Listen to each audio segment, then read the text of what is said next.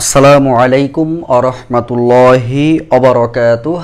আশা করছি আমার সকল প্রাণপ্রিয় ভাই বোনেরা মহান আল্লাহ তাআলার অশেষ রহমতে সবাই ভালো আছেন, সুস্থ আছেন, সুন্দর আছেন। ফার্স্ট অফ অল একটু আপনারা কমেন্টসে জানাবেন যে সবাই আমাকে শুনতে পাচ্ছেন কিনা এবং বোর্ডটা দেখা যাচ্ছে কিনা, তাহলে আমরা আমাদের আজকের যে গুরুত্বপূর্ণ ক্লাসটি এটা আমরা শুরু করব।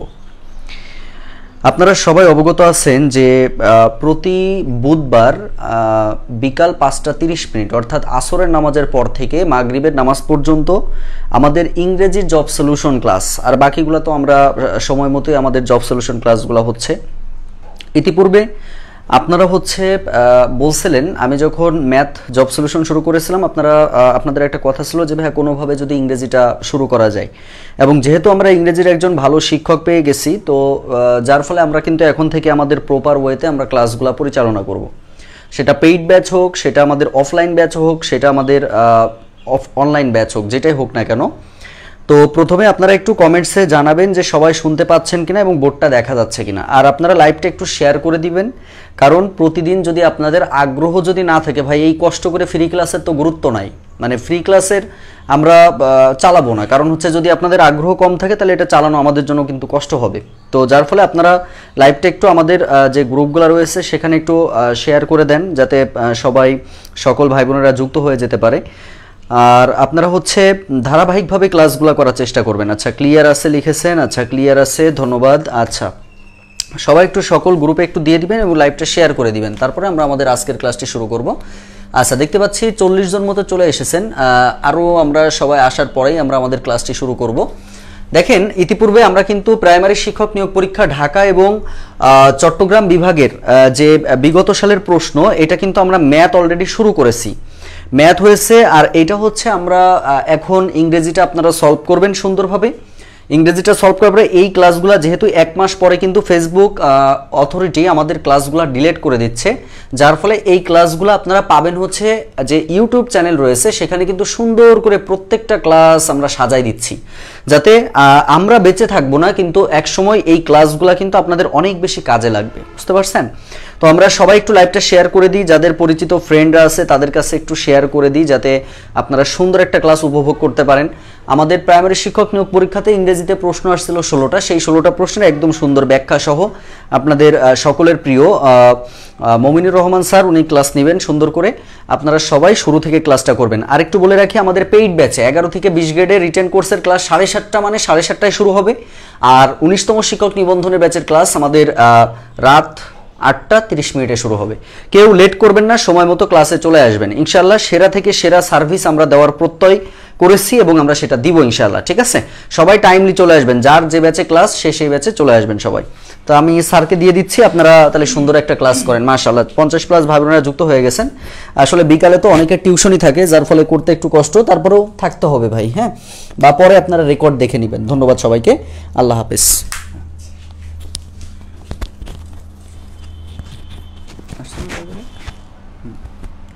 এখান থেকে ঠিক আছে, হ্যাঁ হ্যাঁ, এই যে পুরোই তো চলে আসছে, এখানে কমেন্ট চলে আসবে।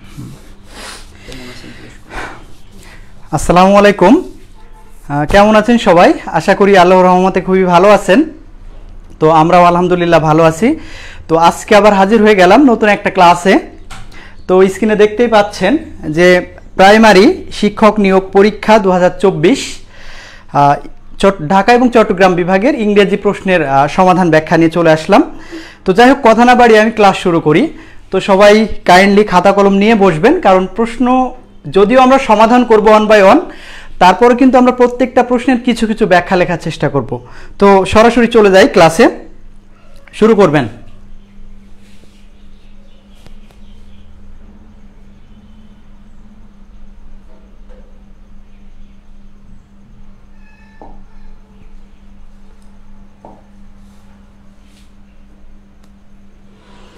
আচ্ছা, শুরুতেই আমরা দেখার চেষ্টা করব আমাদের একেবারে 1 নম্বর প্রশ্নটা, যে what kind of noun is infant. What kind of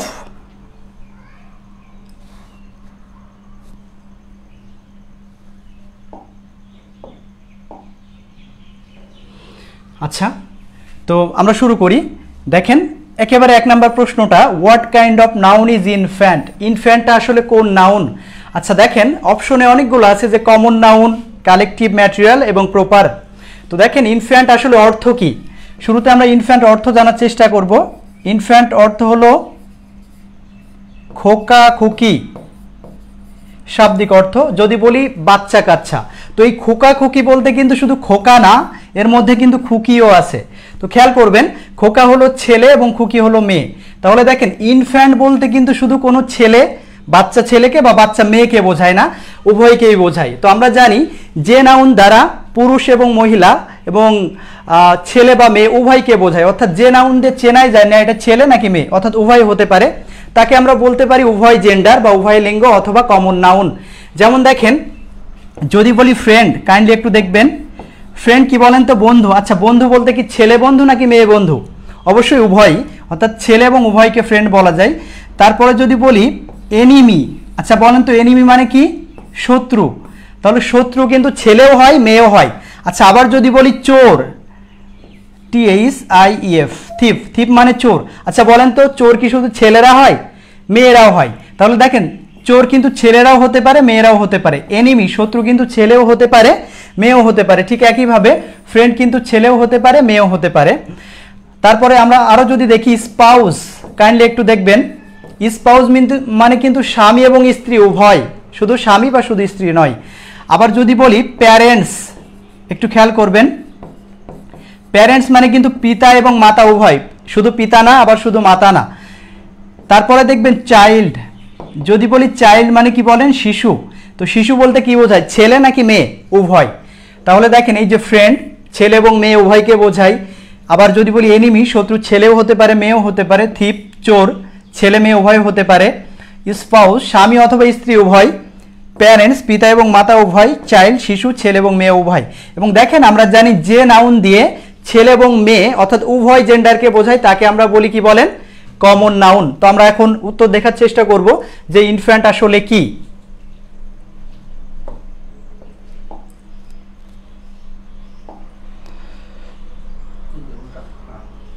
তাহলে आंसर কি বলেন? Common noun. তাহলে আমরা 1 নম্বরের প্রশ্ন পাইলাম কি, যে ইনফ্যান্ট হলো কমন নাউন। আমরা চলে যাব দ্বিতীয় প্রশ্নে। আচ্ছা, তো দ্বিতীয় প্রশ্নটা দেখবেন, আইডেন্টিফাই দ্য কারেক্ট, মধ্যে সঠিক বানান কোনটা, তাই না? তো দেখেন এখানে অনেকগুলো বানান দিয়ে আছে, ইকুয়ালিব্রিয়াম, ইকুইলিব্রিয়াম, ইকুয়ালিব্রিয়াম, অনেকগুলো দেয়া আছে। আসলে মেইন শব্দটা কি আমরা একটু দেখার চেষ্টা করি। দেখেন মেইন শব্দটা হলো ইকুইলিব্রিয়াম। আচ্ছা এটার অর্থ কি বলেন তো? ভারসাম্য। কি বলেন?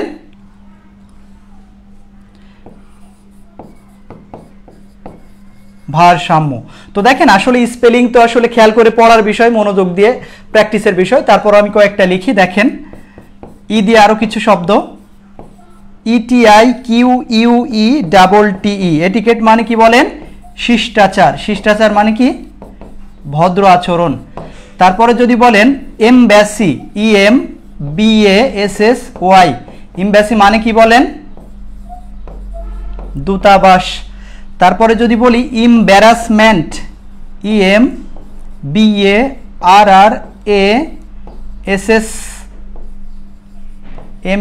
এম্বারাসমেন্ট মানে কি বলেন? বিব্রত অবস্থা।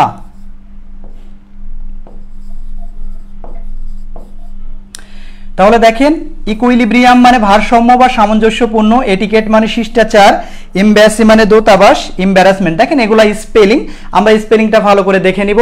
তাহলে এখানে একটু খেয়াল করবেন, ইকুইলিব্রিয়াম স্পেলিংটা মনে রাখবেন, ইকুই, LILIBRIUM, ব্রিয়াম, ইকুইলিব্রিয়াম। তাহলে আনসারটা কি বলেন? আমরা দেখার চেষ্টা করি।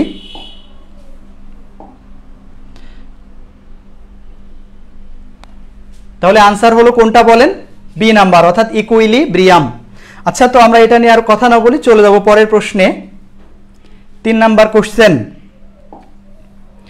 দেখবেন, হুইচ সেন্টেন্স ইজ কারেক্ট, অর্থাৎ কোন বাক্যটা সঠিক। তো আমরা একটু খেয়াল করি, শুরুতেই 1 নাম্বার দেখার চেষ্টা করি। দেখেন, হি নিডস নট গো। আচ্ছা দেখেন, আমরা শুরুতেই নিড নিয়ে আলোচনা করি একটু। দেখেন, আপনারা সবাই জানেন নিড টু একটি মোডাল অক্সিলিয়ারি। কি বলেন? নিড টু একটি মোডাল অক্সিলিয়ারি, এবং নিড টুর পরে সবসময় কি বসে? ভার্বের V1। এবং একটু খেয়াল করবেন, এই নিড টু যখন মোডাল হিসাবে বসবে তো এরপরে সবসময় V1 বসবে, এবং থার্ড পারসন যতই সিঙ্গুলার হোক কখনো নিডের সাথে এস হবে না। যেমন দেখেন, যদি বলি আই নিড টু স্টাডি,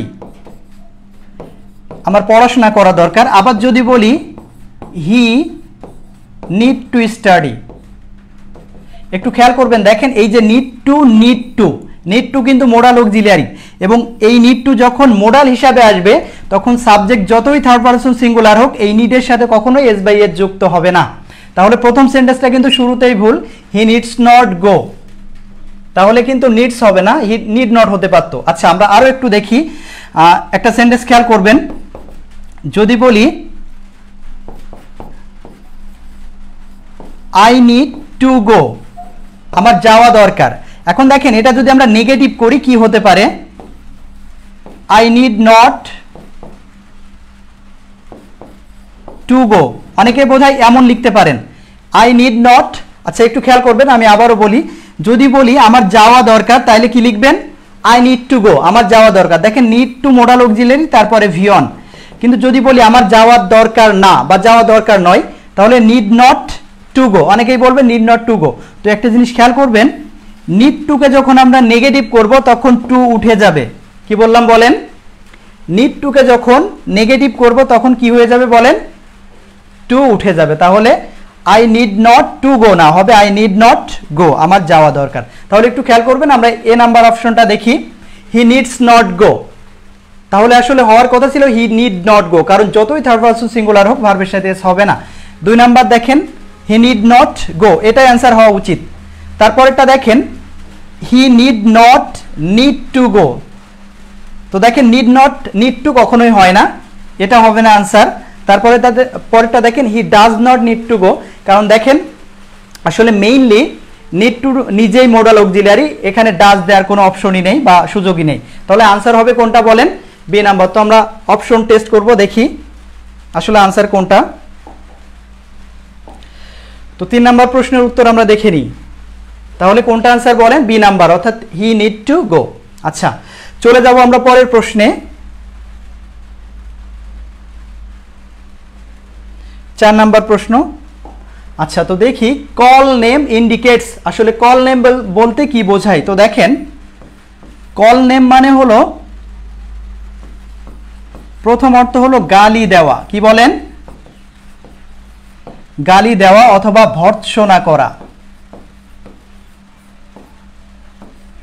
বা তিরস্কার করা, অর্থাৎ বাজে মন্তব্য করা, কাউকে অপমান করা, কারোর সম্পর্কে বাজে কথা বলা, এক কথায় গালি দেওয়া।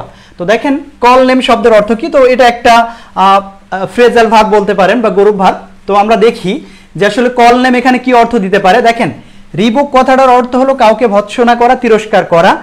কলিং বেল মানে জানেন তো, কলিং বেল দেওয়া। কলিং মানে তো ডাকা, স্পিকিং মানে কথা বলা। তাহলে কোনটা আনসার হওয়া উচিত বলেন? রিবিউকিং। কারণ হলো রিবিউক মানেই হলো কাউকে গালি দেওয়া বা হলো তিরস্কার করা। তাহলে আমরা আনসার দেখার চেষ্টা করব যে আসলে কোনটা আনসার। তাহলে আনসার কি বলেন? রিবুকিং। আমরা চলে যাব পরের প্রশ্নে।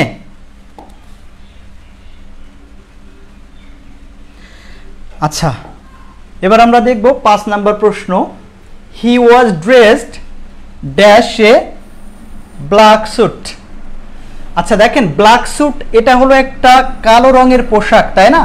আর ড্রেস মানে কি বলেন? পোশাক পরিধান করা। তো একটু ভালো করে দেখবেন যে আসলে ড্রেসের পরে কোন প্রিপোজিশন বসে, dress by, dress for, dress with নাকি ড্রেস ইন। তো দেখেন, ড্রেস বাই আসলে কখনো ড্রেসের পরে বাই প্রিপোজিশন বসে না, তাহলে আমরা অপশন এটা নিতে পারবো না। তারপরে ড্রেস ফর, তো ড্রেস ফর মানে কোনো কিছুর জন্য আসলে পোশাক পরে তৈরি হওয়া। তো আসলে আমরা তো একটা ব্ল্যাক স্যুটের জন্য তৈরি হচ্ছি ব্যাপারটা এমন না, অর্থাৎ ব্ল্যাক স্যুট পরে তৈরি হচ্ছে এমন।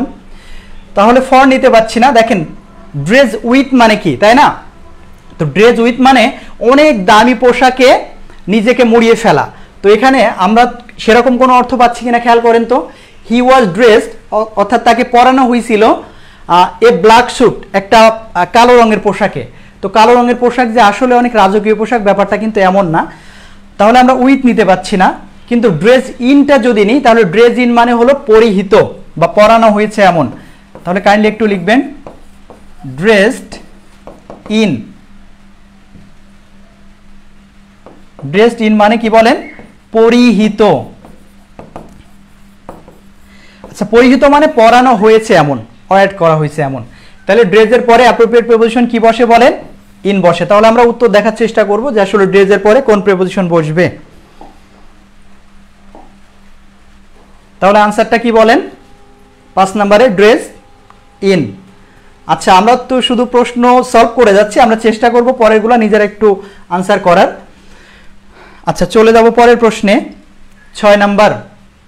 আচ্ছা, এই প্রশ্নটা খুবই ইম্পর্টেন্ট, আমরা একটু খেয়াল করব। দেখেন প্রশ্নে বলছে হুইচ সেন্টেন্স ইজ কারেক্ট, অর্থাৎ এই 4টা অপশনের মধ্যে কোন বাক্যটা সঠিক। আচ্ছা, তো প্রথমটা আছে one of my friends is sick, আমার বন্ধুদের মধ্যে একজন অসুস্থ। বি নাম্বারটা হলো one of my friend is sick, তারপরে one of my friends are sick, one of my friend been sick. তো যাই হোক, আমরা অন অফের ব্যবহারটা আগে দেখে নিই। দেখেন শুরুতেই দেখবেন one of, each of, neither of. আচ্ছা, এরপরে সব সময় বসে প্লুরাল। কি বলেন? প্লুরাল নাউন অথবা প্রোনাউন। অন অফ এবং ইচ অফ এবং নেইদার অফ। তো অন অফ মানে কি বলেন? অনেকের মধ্যে একজন। ইচ অফ মানে অনেক কিছুর মধ্যে যে কোনো একটি। নেইদার অফ মানে কি? অনেকগুলোর মধ্যে কোনোটাই না। তো দেখেন আমি যদি মুখে মুখে বলি যে অন অফ দ্য স্টুডেন্টস, একটু খেয়াল করবেন, অন অফ দ্য স্টুডেন্টস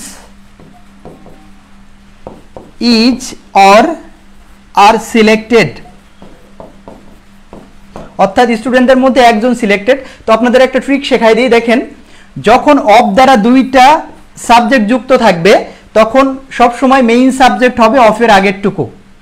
একটু খেয়াল করবেন, আমি আবারও বললাম, দেখেন অফ দিয়ে যদি দুইটা সাবজেক্ট যুক্ত থাকে তাহলে সাবজেক্ট হিসাবে সিলেক্ট করবেন কাকে? অফের আগেরটুকু। দেখেন অন অফ দ্য স্টুডেন্টস, স্টুডেন্টদের মধ্যে একজন ইজ অর আর সিলেক্টেড, অর্থাৎ নির্বাচিত হয়েছে কয়জন? একজন। এখন কাইন্ডলি বুঝবেন যে স্টুডেন্টরা সবাই নির্বাচিত হয়েছে নাকি স্টুডেন্টের মধ্যে একজন হয়েছে? অবশ্যই একজন, এবং এখানে সাবজেক্ট কিন্তু ওই স্টুডেন্টরা না, বরং ওই স্টুডেন্টের মধ্যে থেকে এই একজন। তাহলে এই সেন্টেন্সের ভার্ব বসবে কিন্তু ওই একজন অনুযায়ী। তাহলে আমরা যদি একটু খেয়াল করি, দেখেন আরো একটু বলি, আরেকটা সেন্টেন্স দেখেন। তাহলে যদি এখানে সাবজেক্ট অন হয় তাহলে ভার্ব হবে কিন্তু ইজ, আর হওয়ার কোনো অপশন নেই। আরো একটা জিনিস খেয়াল করেন, যদি বলি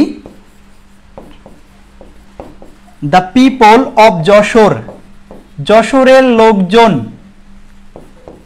is or are polite, the people of Jessore is or are polite. তো যশোরের লোকজন ভদ্র। এখন কাইন্ডলি বলবেন অফ দিয়ে যুক্ত আছে পিপল এবং যশোর, তাহলে সাবজেক্ট কোনটা? এখানে কি সাবজেক্ট যশোর নাকি যশোরের লোকজন? তাহলে অবশ্যই যশোরের লোকজন, এবং বলেছিলাম অফের আগেরটুকু সাবজেক্ট হয়। তাহলে এই সেন্টেন্সটা দেখেন, এখানে সাবজেক্ট কিন্তু যশোর না, বরং যশোরের লোকজন। তাহলে যেহেতু সাবজেক্ট পিপল বা যশোরের লোকজন, তাহলে ভার্বও বসবে কিন্তু এই পিপল অনুযায়ী। তাহলে কাইন্ডলি বলেন তো পিপলের পরে কি বসে?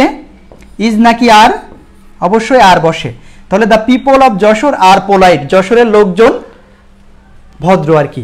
তো এখন দেখেন এই যে এই সেন্টেন্সে কিন্তু যদি আপনি যশোরকে সাবজেক্ট ধরতেন তাহলে কিন্তু সাবজেক্ট ভার্ব কি হতো বলেন? ইজ হতো। কিন্তু আসলে এই সেন্টেন্সের সাবজেক্ট তো আর যশোর না, বরং যশোরের লোকজন হলো সাবজেক্ট। তাহলে আমরা খেয়াল করলাম অপের আগেরটুকু সবসময় কি হয়? সাবজেক্ট হয়। তাহলে ভার্বও বসবে কি অনুযায়ী? ওই সাবজেক্ট অনুযায়ী। এখন দেখেন অন অফ, ইচ অফ এবং নেইদার অফ, এদের পরে যে নাউন বা প্রোনাউনটা পাবেন সেটা অবশ্য প্লুরাল হবে। এখন প্রশ্ন হলো কেন প্লুরাল হবে? কারণ অনেকের মধ্যে একজন, তাহলে অনেকের মধ্যে একজন সিঙ্গুলার, কিন্তু যাদের মধ্যে থেকে তারা তো প্লুরাল, এবং যাদের মধ্য থেকে বলি আমরা ওই তারা থাকে কিন্তু অপের পরের অংশে। এবং সাবজেক্টটা কিন্তু অফের পরের অংশ না, বরং অফের আগেরটুকুই সাবজেক্ট। এই জন্য অন, অফ, ইচ অফ এবং নেইদার অফের পরে নাউন বা প্রোনাউন হবে প্লুরাল, কিন্তু ভার্ব হবে সিঙ্গুলার। কারণ কি? কারণ ওই সেন্টেন্সের সাবজেক্ট তো আর ওই যে অনেক লোকজন বা অনেক স্টুডেন্ট না, বরং ওদের মধ্যে থেকে এই একজন, অন অথবা ইচ অথবা নেইদার। তাহলে ভার্ব বসবে কোনটা বলেন? সিঙ্গুলার হিসাবে। তাহলে আমরা 1 নাম্বারটা চেষ্টা করি। দেখেন অন অফ মাই ফ্রেন্ডস, তাহলে দেখেন অফ আছে, অন অফের পরে যে নাউনটা আছে সেটা কিন্তু কি বলেন? প্লুরাল।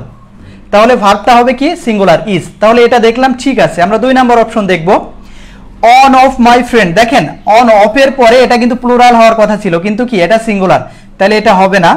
তারপর এটা অন অফ মাই ফ্রেন্ডস। আচ্ছা খেয়াল করে দেখবেন এখানে কিন্তু অফের পরে নাউনটা কিন্তু ঠিক আছে প্লুরাল, কিন্তু ভার্বটা কিন্তু কি আছে বলেন? Plural.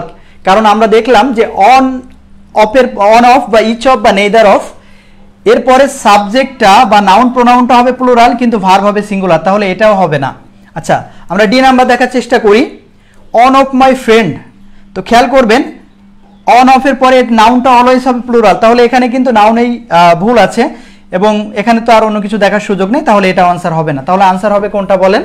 On of my friends. দেখেন এত কথা বলার দরকার ছিল না, কিন্তু তারপরও বললাম যে one of, each of, either of, neither of, এরপরে নাউন বা প্রোনাউন প্লুরাল হয় কিন্তু ভার্ব হয় সিঙ্গুলার। এটার কারণ কি? কারণ ওই যে অনেকের মধ্য থেকে একজন, তাহলে সাবজেক্ট হয় ওই একজন, আর অনেকের ওরা তো প্লুরাল, এবং ভার্ব বসে কিন্তু ওই একজন অনুযায়ী, অনেকের অনুযায়ী না। এই জন্যে রুল হিসাবে আমরা পড়ি যে অন অফের পরে নাউন বা প্রোনাউন হবে প্লুরাল, কিন্তু ভার্ব হবে সিঙ্গুলার। তো আমরা আনসার দেখার চেষ্টা করব যে আসলে প্রশ্নটার আনসার কোনটা। তাহলে আনসার কোনটা বলেন? 1 নাম্বার, অর্থাৎ one of my friends is sick, অর্থাৎ অফের পরে আছে প্লুরাল নাউন এবং ভার্ব আছে সিঙ্গুলার। আচ্ছা আমরা চলে যাব পরবর্তী প্রশ্নে।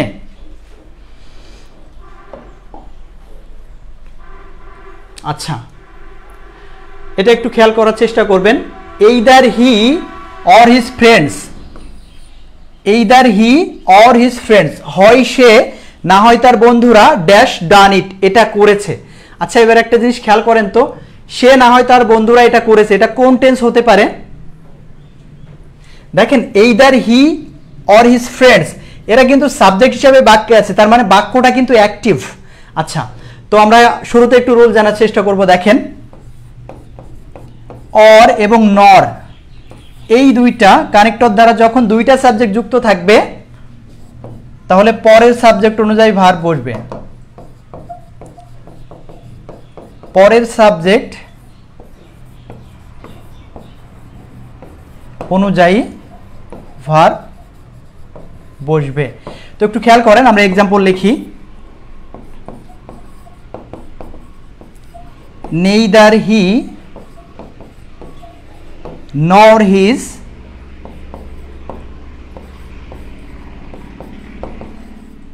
relatives is or are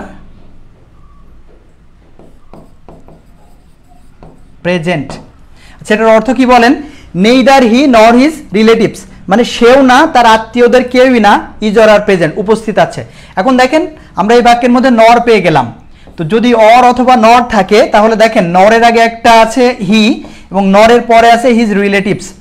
এখন নর অর দ্বারা যদি দুইটা সাবজেক্ট যুক্ত থাকে, অলওয়েজ পরের সাবজেক্ট অনুযায়ী ভার্ব বসবে, অর্থাৎ নরের পরে সাবজেক্টটা যদি প্লুরাল হয় ভার্ব হবে প্লুরাল, নরের পরে সাবজেক্টটা যদি সিঙ্গুলার হয় ভার্ব হবে সিঙ্গুলার। তাহলে দেখেন তো নরের আগে আছে হি সিঙ্গুলার, কিন্তু নরের পরে হিজ রিলেটিভস আছে কিন্তু প্লুরাল, তাহলে ভার্ব কোনটা হবে বলেন? হি অনুযায়ী ইজ হবে না, হবে হলো আর। আচ্ছা আরো একটা সেন্টেন্স লিখলাম, কাইন্ডলি এটার আনসার করবেন। Either I or he am is past kindly. আচ্ছা এই 2 নাম্বারটার আনসার করবেন, কাইন্ডলি একটু লিখবেন সবাই যে either he, either I or he, হয় আমি না হয় সে, am or is past, অর্থাৎ দুইজনের মধ্যে যে কোনো একজন পাস করছি, হয় সে পাস করছে না হয় আমি। তো কাইন্ডলি এটার আনসার জানাবেন যে either I or he am past নাকি is past, কাইন্ডলি একটু লিখবেন সবাই।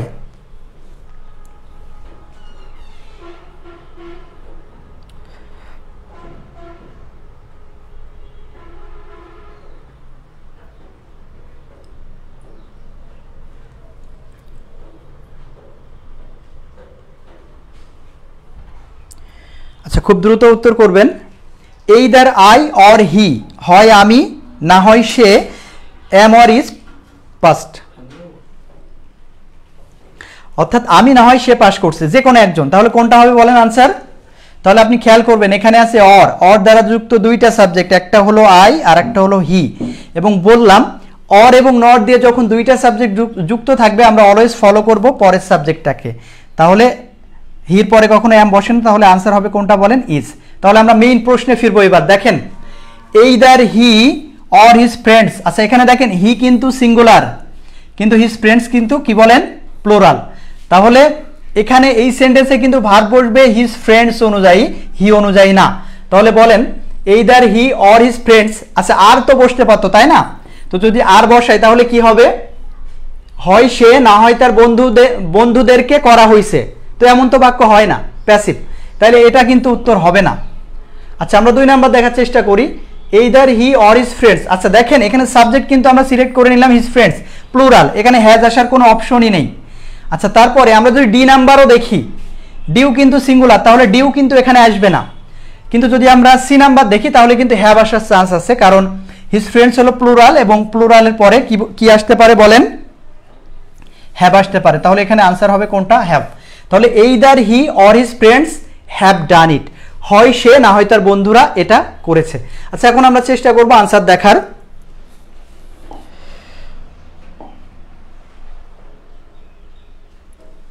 আচ্ছা, তাহলে আনসার কোনটা বলেন? 7 নম্বরে আনসার কোনটা বলেন? হ্যাভ। অর্থাৎ either he or his friends have done it, অর্থাৎ হয় সে না হয় তার বন্ধুরা এটা করেছে। আচ্ছা, আমরা চলে যাব পরবর্তী প্রশ্নে, 8 নাম্বার।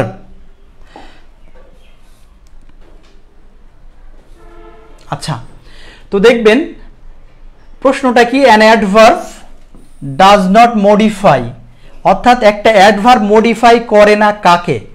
অ্যাডজেক্টিভকে নাকি ভার্বকে নাকি অ্যাডভার্বকে নাকি নাউনকে? তো আমরা শুরুতে আগে জেনে নিব যে অ্যাডভার্ব আসলে মডিফাই করে কাকে আর করে না কাকে, আমরা এমনিতেই জেনে যাব। তো কাইন্ডলি একটু দেখবেন, অ্যাডভার্ব কিন্তু মেইনলি মডিফাই করে কাকে, একটু লিখবেন। অ্যাডভার্ব মডিফাইস প্রথমত ভার্বকে, দ্বিতীয়ত অ্যাডজেক্টিভকে, তৃতীয়ত অ্যাডভার্বকে। তারপরে যদি দেখি তাহলে এটা কোনো ফ্রেজ অথবা ক্লজকে, এবং কখনো কখনো এটা পুরো সেন্টেন্সকেই করে। এক্সেপ্ট মানে কি বলেন? নাউন অথবা প্রোনাউন। আচ্ছা, একটু খেয়াল করবেন, দেখেন অ্যাডভার্ব তাহলে মডিফাই করে কাকে? প্রথমত ভার্বকে। আবার অ্যাডভার্ব কাকে মডিফাই করে? অ্যাডজেক্টিভকে। অ্যাডভার্ব আবার অ্যাডভার্বকেও মডিফাই করে। অ্যাডভার্ব কখনো কখনো একটা ফ্রেজ বা ক্লজকে মডিফাই করে, কখনো কখনো অ্যাডভার্ব পুরো সেন্টেন্সকেই মডিফাই করতে পারে। কিন্তু কাকে করবে না বলেন? কখনোই নাউন অথবা প্রোনাউনকে কখনোই মডিফাই করবে না। আচ্ছা, এটা যদি আমরা একটু এক্সাম্পল সহ দেখতে চাই তাহলে দেখতে পারবো, একটু দেখেন। আচ্ছা, কাইন্ডলি এগুলো লিখছেন কিনা এটা একটু লিখে ফেলবেন, যে অ্যাডভার্ব মডিফাইস, অর্থাৎ অ্যাডভার্ব মডিফাই করে কাকে? প্রথমত ভার্বকে, তারপরে অ্যাডজেক্টিভকে, অ্যাডভার্বকে, ফ্রেজ বা কোনো ক্লজকে, অথবা কোনো সেন্টেন্সকেও মডিফাই করতে পারে। কিন্তু করবে না কাকে বলেন? এই নাউন আর প্রোনাউনকে কখনোই মডিফাই করবে না। আচ্ছা, তাহলে এক কথায় বলতে পারেন নাউন প্রোনাউন বাদে প্রায় সবাইকেই মডিফাই করে, তাই না? তো এটা যাই হোক আমরা মুখে শিখে নিলাম বা দেখে নিলাম, এখন আমরা সেন্টেন্সে দেখার চেষ্টা করব। আচ্ছা, কাইন্ডলি লেখা শেষ হইলে ওকে অথবা ডান লিখবেন। আচ্ছা, আমরা চলে যাব একটু পরে। দেখেন কয়েকটা এক্সাম্পল লিখি।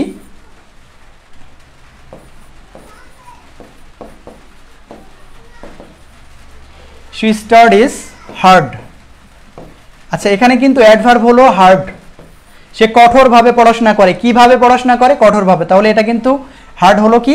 অ্যাডভার্ব, এবং স্টাডিজটা কিন্তু ভার্ব। আচ্ছা, আমরা 2 নাম্বার সেন্টেন্স দেখার চেষ্টা করি।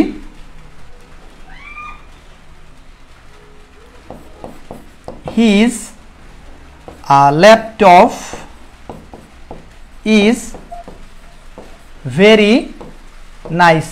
তার ল্যাপটপটা খুবই সুন্দর। আচ্ছা, আমরা যদি চেষ্টা করি দেখার, এখানে ইজ হলো বি ভার্ব, ভেরি হলো অ্যাডভার্ব, আর নাইস হলো অ্যাডজেক্টিভ। আমরা বেশি ব্যাখ্যায় যাব না। তারপরেরটা দেখবেন,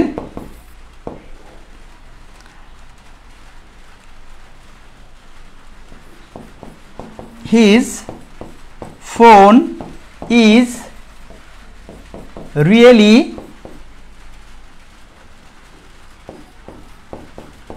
very nice। তাহলে একটু খেয়াল করবেন, ইজ হলো এখানে বি ভার্ব, এই রিয়েলিটা কিন্তু অ্যাডভার্ব, ভেরি এখানে অ্যাডভার্ব এবং নাইসটা কিন্তু অ্যাডজেক্টিভ। আচ্ছা, আরও একটা সেন্টেন্স দেখবেন, যদি বলি লাউডলি স্পিকিং। আচ্ছা, আমরা অন্য কিছু দেখার চেষ্টা করি। আচ্ছা, লিখবেন লাউডলি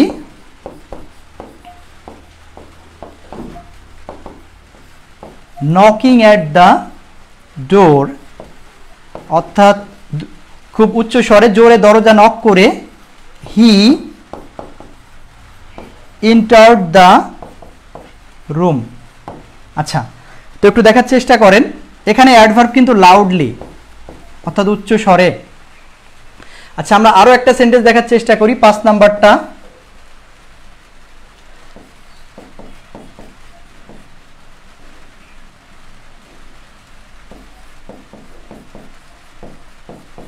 অ্যাকচুয়ালি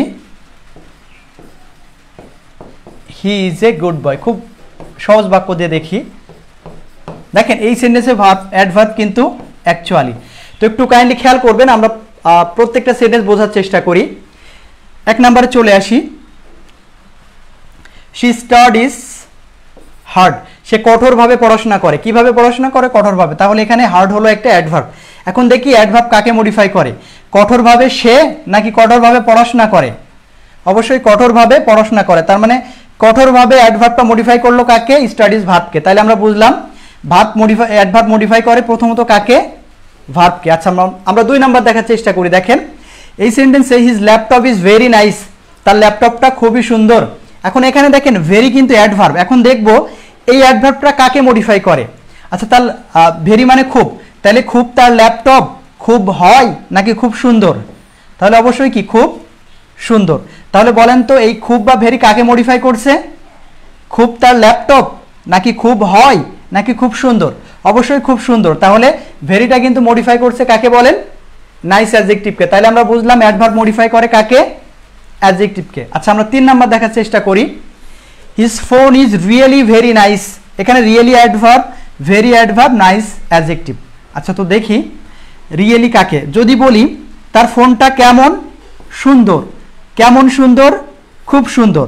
এখন যদি বলি তার ফোনটা খুব সুন্দর, আরও একটু বাড়াই বলি তার ফোনটা সত্যিই খুব সুন্দর, তাহলে এই যে রিয়েলি অ্যাডভার্ব সত্যি, এই সত্যিই কাকে মডিফাই করছে?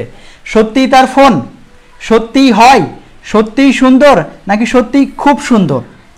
তাহলে সত্যিই কথাটা অবশ্যই খুবকে মডিফাই করছে। তাহলে রিয়েলিও অ্যাডভার্ব, ভেরিও কিন্তু অ্যাডভার্ব। তাহলে রিয়েলি মডিফাই করছে কাকে? ভেরি অ্যাডভার্বকে। তাহলে আমরা বুঝলাম অ্যাডভার্ব মডিফাই করে অ্যাডভার্বকে। পরেরটা, loudly knocking at the door, দরজাটা উচ্চস্বরে নক করে, হি এন্টার্ড দ্য রুম, সে রুমে প্রবেশ করলো। তো দেখেন নকিং অ্যাট দ্য ডোর এটা কিন্তু একটা ফ্রেজ। কি বলেন? ফ্রেজ। এখন বলেন উচ্চস্বরে সে উচ্চস্বরে প্রবেশ করলো, উচ্চস্বরে রুমে, না উচ্চস্বরে দরজা নক করে? তাহলে লাউডলি মানে উচ্চস্বরে। তাহলে উচ্চস্বরে কাকে মডিফাই করে? দেখেন উচ্চস্বরে সে উচ্চস্বরে প্রবেশ করলো, উচ্চস্বরে রুমে, নাকি উচ্চস্বরে নক করে? তাহলে অবশ্যই উচ্চস্বরে নক করে। তার মানে knocking at the door K modify করলো।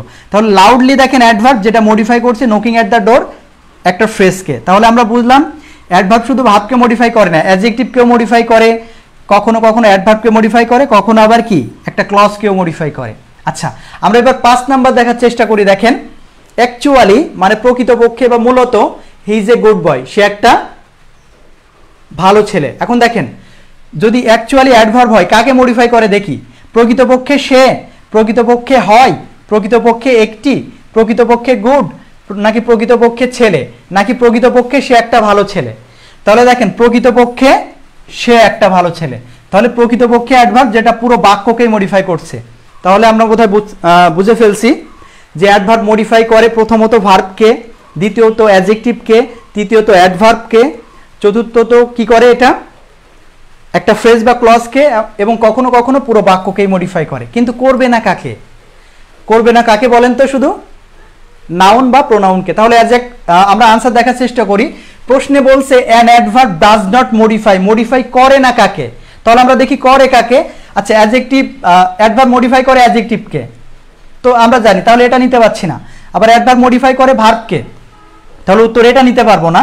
আবার আমরা দেখলাম অ্যাডভার্বকেও মডিফাই করে, তাহলে এটা নিতে পারবো না। কিন্তু করে না কাকে এটাই বলছে, তাহলে আমরা জানি অ্যাডভার্ব মডিফাই করে না নাউনকে। তো আমরা দেখি, অ্যান্সার দেখার চেষ্টা করি।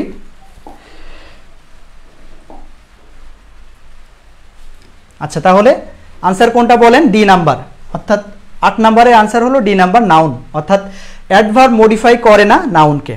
আচ্ছা, আশা করি বুঝতে পারছেন। আমরা চলে যাব পরবর্তী প্রশ্নে, অর্থাৎ 9 নম্বর কোশ্চেনে।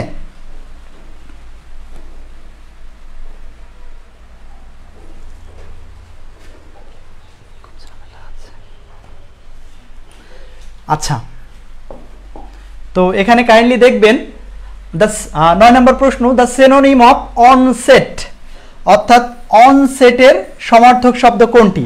তো দেখেন, সমার্থক বলেন বিপরীত বলেন, ওই শব্দের অর্থ তো আগে জানা লাগে, তাই না? তো দেখেন, অনসেট শব্দের অর্থটা কি? অনসেট মানে হলো শুরু অথবা শুরুতে। কি বলেন? শুরু অথবা শুরুতে। সরি, আমরা এখানে আউটসেট প্রশ্ন দেয়া আছে, কিন্তু আমি মুখে বলে ফেলছি অনসেট, এবং অনসেট মানেও শুরুতে। মজার ব্যাপার কি জানেন? আউটসেট মানেও যা, অনসেট মানেও তাই। অনসেট অফ, তবে অনসেটের পরে অলওয়েজ অফ প্রিপোজিশন পাবেন। কাইন্ডলি এটা একটু লিখবেন, on set of. Onset of মানে প্রাককালে বা শুরুতে। তো যাই হোক, আমরা প্রশ্নটা আবার একটু দেখার চেষ্টা করি যে আউটসেট শব্দের সমার্থক শব্দ কি, সিনোনিম। তো আউটসেট মানে হলো শুরুতে বা প্রারম্ভে, যার একটা সিনোনিম আছে অনসেট। তো আমরা অর্থ দেখার চেষ্টা করি। দেখেন, লস্ট মানে হারানো, তো এটা তো এর সিনোনিম হবে না। আউটসাইড মানে বাইরে। আচ্ছা, বিগিনিং মানে শুরুতে, এবং আউটসেট মানেও কিন্তু শুরুতে, তাহলে এটা উত্তর হতে পারে। আর ফল মানে তো জানেন, পড়ে যাওয়া বা পতিত হওয়া, তাহলে ফল হবে না। তাহলে আনসার হবে কোনটা বলেন? বিগিনিং, অর্থাৎ শুরুতে। তো আমরা দেখি আসলে আনসার কোনটা।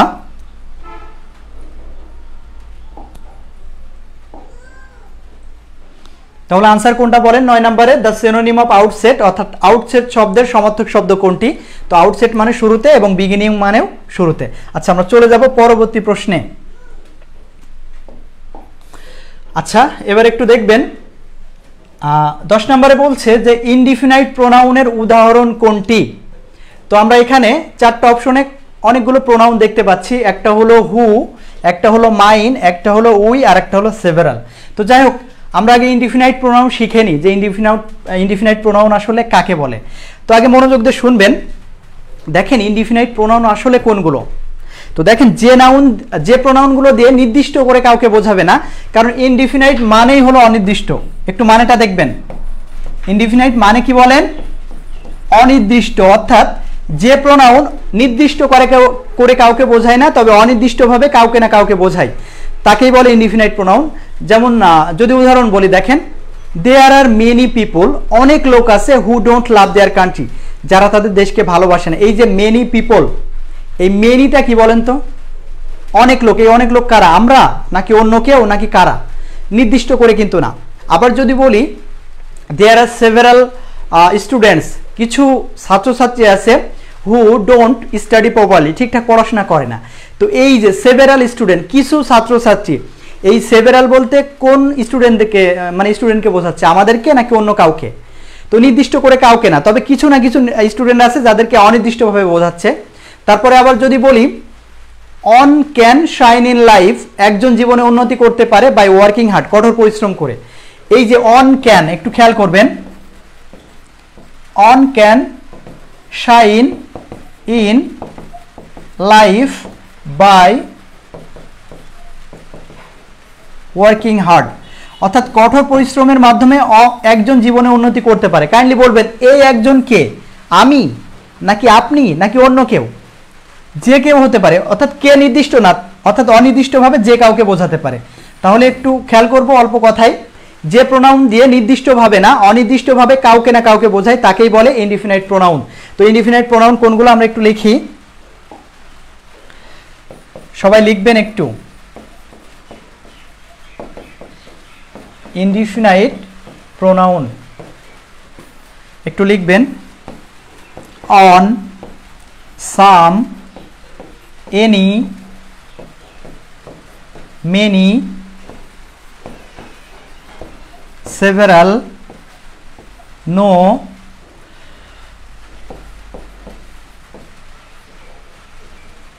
everybody, everyone, anybody, anyone, nobody, no one বা none। আচ্ছা, এগুলো একটু দেখার চেষ্টা করবেন। দেখেন এরা সবাই কিন্তু ইনডিফিনাইট প্রোনাউন, অর্থাৎ one, some, any, many, several, no, everybody, everyone, anybody, anyone, nobody, no one বা নান, এরা সবাই কিন্তু কি বলেন ইনডিফিনাইট প্রোনাউন। আচ্ছা, তো এখানে প্রশ্নে চাইছে নিচের অপশনগুলোর মধ্যে থেকে ইনডিফিনাইট প্রোনাউন কোনটা। তো আমরা 1 নাম্বার অপশন দেখার চেষ্টা করি। দেখেন হুটা আসলে ইনডিফিনাইট প্রোনাউন কিনা। দেখেন হু কিন্তু রিলেটিভ প্রোনাউনও হতে পারে, ইন্ট্রোগেটিভ প্রোনাউনও হতে পারে। দুইটা এক্সাম্পল দেখবেন। আচ্ছা, এগুলো কাইন্ডলি লিখছেন কিনা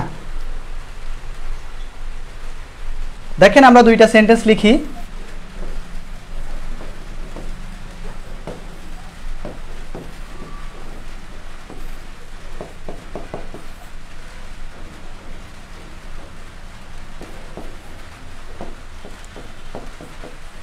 This is the boy who got a plus। একটু খেয়াল করবেন। দেখেন অল্প কথাই বলি, সেটা হলো WH ওয়ার্ডগুলো, অর্থাৎ who, which, what, when, whom, while, why, how, এই ওয়ার্ডগুলো যখন ইন্ট্রোগেটিভ সেন্টেন্সে অক্সিলিয়ারির আগে বসবে, কোথায় বলেন ইন্ট্রোগেটিভ সেন্টেন্সে অক্সিলিয়ারির আগে বসবে, তখন এগুলো হবে ইন্ট্রোগেটিভ প্রোনাউন। এবং এই WH ওয়ার্ডগুলো যখন কমপ্লেক্স সেন্টেন্সের মাঝে কানেক্টর হিসাবে বসবে, তখন এদেরকে বলবে রিলেটিভ প্রোনাউন। এবং দেখেন এই WH ওয়ার্ডগুলো যখন ইন্ট্রোগেটিভ প্রোনাউন হিসাবে বসে, তখন এদের অর্থ হয়ে যায় ক দিয়ে। এবং যখন রিলেটিভ প্রোনাউন হিসাবে সেন্টেন্সের মাঝে বসবে, তখন এদের অর্থ হবে অন্তর্য দিয়ে। তার মানে যেমন দেখেন হু মানে কে, আবার হু মানে যে। তাহলে হু মানে যখন কে তখন কিন্তু ইন্ট্রোগেটিভ, আবার হু মানে যখন যে তখন কিন্তু রিলেটিভ। আমরা দেখি হু আর ইউ, আপনি কে, তাহলে এখানে হু মানে কিন্তু কে, কে। আবার যদি বলি দিস ইজ দ্য বয়, এই সেই ছেলে, হু গট এ প্লাস, যে এ প্লাস পেয়েছিল নাকি কে এ প্লাস পেয়েছিল, তাহলে এখানে হুর মানে কিন্তু কি বলেন যে। তাহলে আমরা একটু সহজ করে বুঝি, WH ওয়ার্ডগুলো যখন ইন্ট্রোগেটিভ সেন্টেন্সে অক্সিলিয়ারির আগে বসবে, শর্ত কিন্তু একটা, ইন্ট্রোগেটিভ সেন্টেন্স হতে হবে এবং অক্সিলিয়ারির আগে, তখন সেটা ইন্ট্রোগেটিভ প্রোনাউন। এবং যখন কমপ্লেক্স সেন্টেন্সের মাঝখানে কানেক্টর হিসেবে বসবে, তখন এটা হবে রিলেটিভ। তাহলে দেখেন হু ইন্ট্রোগেটিভও হতে পারে, রিলেটিভও হতে পারে, কিন্তু ইনডিফিনাইট তো না। তাহলে আনসার এটা হবে না। পরেরটা মাইন। এখন দেখেন মাইন হলো মায়ের কিসের বলেন, মাই হলো সিঙ্গেল পসেসিভ এবং মাইন হলো কি ডাবল পসেসিভ। তাহলে এটা কিন্তু সাবজেক্টিভ প্রোনাউনের একটা ফর্ম, অর্থাৎ পসেসিভ ফর্ম, কিন্তু আমাদের চাইছে ইনডিফিনাইট প্রোনাউন। তাহলে এটা তো আর ইনডিফিনাইট না, তাহলে এটাও আনসার হবে না। তারপরে দেখেন উই, তো উই তো আমরা সবাই জানি সাবজেক্টিভ প্রোনাউন। এবং দেখেন সেভারাল, সেভারাল মানে কিছু, সামের সিনোনিম। তাহলে সেভারালটা কিন্তু হতে পারে, যেমন দেখেন আমরা এখানে লিখছিলাম on, some, any, many, several. তাহলে আনসার হবে কোনটা বলেন, সেভারাল। আচ্ছা, আমরা উত্তর দেখে নিব।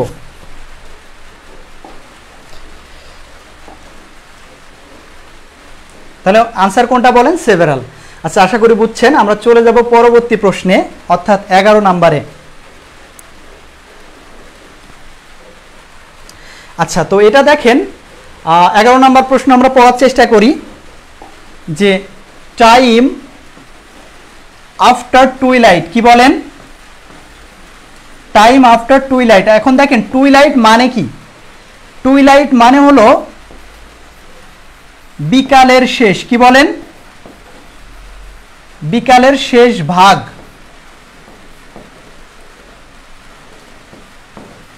তাহলে টুইলাইট মানে কি বলেন, বিকালের শেষ ভাগ, বা সন্ধ্যা না কিন্তু বিকালের শেষ ভাগ। তো বলছে টাইম মানে সময়, আফটার টুইলাইট মানে বিকালের শেষ ভাগের যে সময়, অ্যান্ড এবং বিফোর নাইট মানে কি বলেন রাতের পূর্বে। তাহলে দেখেন বিকালের শেষে এবং রাতের পূর্বে, এই যে মধ্যবর্তী সময়, এই সময়টাকে কি বলে বলেন তো, আচ্ছা মিডনাইট বলে, মিডনাইট মানে তো মধ্যরাত, তাহলে অবশ্যই এটা না। আচ্ছা ডাউন মানে জানেন কি না? ডাউন মানে কিন্তু ভোরবেলা, কাইন্ডলি একটু লিখবেন। এই ডাউন মানে ভোরবেলা, অথবা বলতে পারেন সুবে সাদিক। জানেন সবাই রমজান মাসে আমরা যখন উঠি,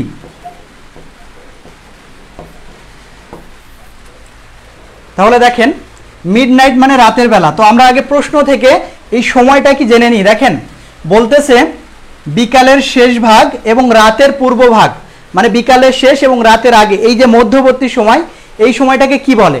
তো বলেন তো এই সময়টাকে কি হতে পারে, কি বলতে পারি আমরা? সন্ধ্যা বলতে পারি, আবার কি গোধূলি বেলাও বলতে পারি। তো দেখেন, তো মিডনাইট তো হবে না, কারণ বিকালের শেষ আর রাতের মধ্যবর্তী সময়কে মিডনাইট বলে না। আবার দেখেন ডাউন মানে ভোরবেলা, তো বিকালের শেষ রাতের পূর্ব মুহূর্তকে কিন্তু ভোরবেলাও বলে না। আচ্ছা আবার যদি মুনলিট নাইট, মুনলিট বলি, তাহলে মুনলিট মানে হলো চাঁদনি রাত। তো চাঁদনি রাত কি কখন হবে? রাতের পূর্বে বা বিকালের শেষে হওয়ার তো সুযোগ নাই, তাহলে এটাও হবে না। তাহলে ডাস্ক মানে কি বলেন তো? গোধূলি বেলা। কি বলেন? এখন প্রশ্ন হলো গোধূলি বেলা কোনটা, সেটা চেনেন কিনা সবাই?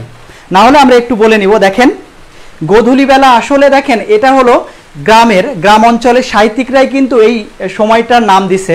সেটা হলো আপনারা জানবেন যারা গ্রামে থাকেন, যে গ্রামে মানুষ এই যে গরু ছাগলগুলা কিন্তু খুব সকালবেলায় মাঠে নিয়ে যায় চড়াতে, এবং যখন এগুলা চড়ানো শেষ হয়ে যায় অর্থাৎ বাড়ি ফেরে, তখন কিন্তু একেবারে বিকালও থাকে না, আবার যে সন্ধ্যা হয়ে গেছে তাও না, ঠিক বিকালের শেষ এবং সন্ধ্যার পূর্ব মুহূর্তে এই গরুগুলো কিন্তু বাসায় ফেরে। এবং এই গরুগুলো যখন বাসায় ফেরে তখন কিন্তু স্লো মোশনে না, খুব তাড়াহুড়া করে ফেরে, এবং তাদের পায়ের আঘাতে অর্থাৎ ধুলিময় পথে পায়ের আঘাত লেগে যখন ধুলা ওড়ে, তখন ওই পরিবেশটা যে একটা আলাদা একটা চিত্র নেয়, অর্থাৎ গরুর পায়ের ধুলার ওই চিত্রটাকে অবলম্বন করে লেখকরা নাম দিছে ওই বেলাটার নাম কি? গোধূলি বেলা। গো মানে গরু আর ধুলি মানে ধুলা, অর্থাৎ গরুর পায়ের ধুলার নাম অনুসারে নাম দিয়ে দিয়েছে কি বলেন? গোধূলি বেলা। তাহলে আমরা দেখি ডাস্ক মানে গোধূলি বেলা, যেটা হলো বিকালের শেষ ভাগ এবং রাতের পূর্ব মুহূর্তের সময়টা। তো আমরা আনসার দেখে নিব কোনটা।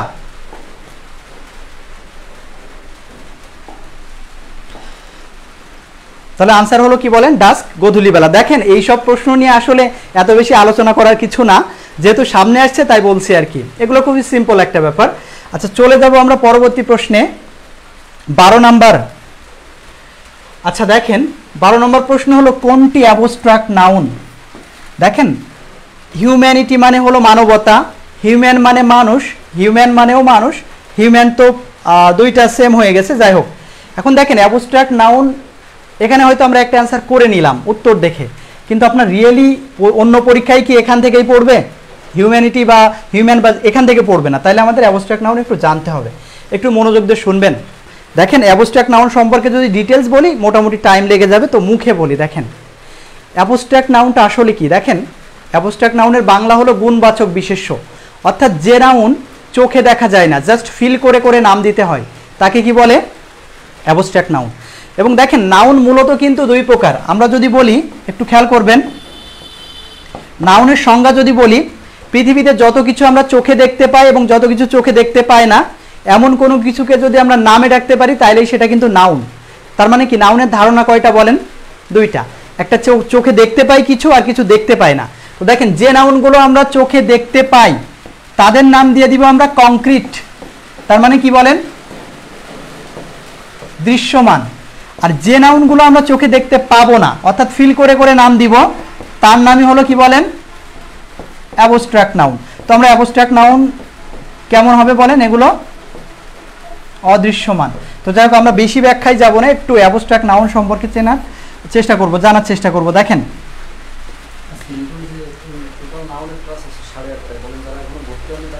আচ্ছা মাঝখানে আপনাদের একটা ইনফরমেশন দিয়ে রাখি, আজকে 8:30টায় কিন্তু নাউনের ক্লাস আছে এবং ওইখানে অনেক ডিটেলসে পাবেন। তো আশা করি পেইড বেসের ক্লাসটা যারা ভর্তি হননি চেষ্টা করবেন তাড়াতাড়ি ভর্তি হওয়ার, এবং ওখানে কিন্তু বিস্তারিত আলোচনা করা হয়। তো আশা করি যারা জয়েন হননি বা ভর্তি হননি হয়ে যাবেন। তো যাই হোক একটু খেয়াল করবেন। দেখেন কংক্রিট নাউন একটু মুখে মুখে বলি ভালো করে, আমি আবার রিপিট করি। দেখেন যে নাউনগুলো আমরা চোখে দেখতে পাবো, যত দূরেই হোক কাছেই হোক, যত ছোটই হোক বড় হোক, সেটাই হবে কংক্রিট। আর যে নাউনগুলো আমরা চোখে দেখতে পাবো না, ফিল করে করে নাম দিব, সেটাই হবে অ্যাবস্ট্রাক্ট। কাইন্ডলি বলবেন পেন, বুক, লাভ, কাইন্ডনেস, তারপরে কাউ, ফ্লাওয়ার, হিউম্যানিটি, অনেস্টি। আচ্ছা কাইন্ডলি একটু বলবেন, পেন বলেন আমরা চোখে দেখতে পাই কিনা, তাহলে চোখে দেখতে পাইলে এটা কংক্রিট নাউন।